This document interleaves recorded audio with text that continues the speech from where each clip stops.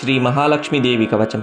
अस्य श्रीमहालक्ष्मीकवचमन्त्रस्य ब्रह्मा ऋषिः, गायत्री छन्दः, महालक्ष्मीर्देवता। श्रीमहालक्ष्मीप्रीत्यर्थं जपे विनियोगः।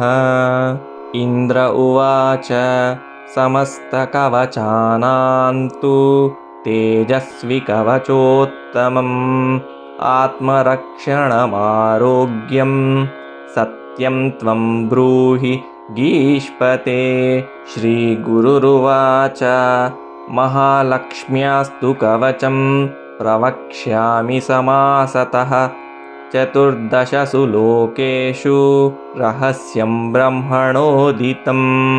ब्रह्मोवाच शिरो मे विष्णुपत्नी च, ललाटममृतोद्भव, चक्षुषी सुविशालाक्षी, श्रवणे सागराम्बुज।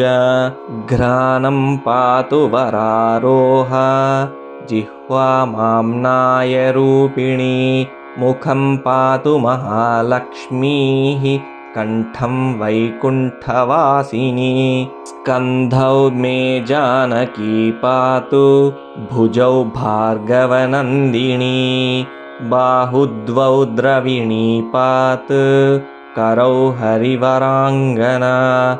वक्षः पातु च श्रीर्देवी, हृदयं हरिसुन्दरी, कुक्षिं च वैष्णवी पातु, नाभिं भुवनमातृका।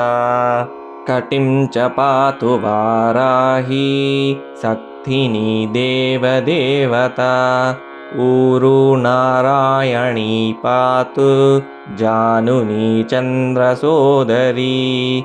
इन्दिरा पातु जङ्घे मे, पादौ भक्तनमस्कृता, नखान् तेजस्विनी पातु, सर्वाङ्गं करुणामयी।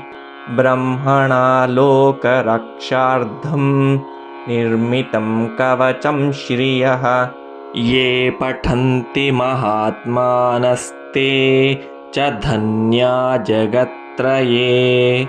कवचेनावृताङ्गानां जनानां जयदा सदा, मातेव सर्वसुखदा भवत्व ममरेश्वरी।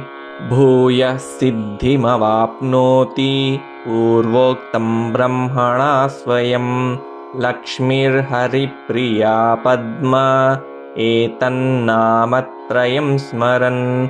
नामत्रयमिदं जप्त्वा स याति परमां श्रियं, यः पठेत् स च धर्मात्मा सर्वान् कामानवाप्नुयात्।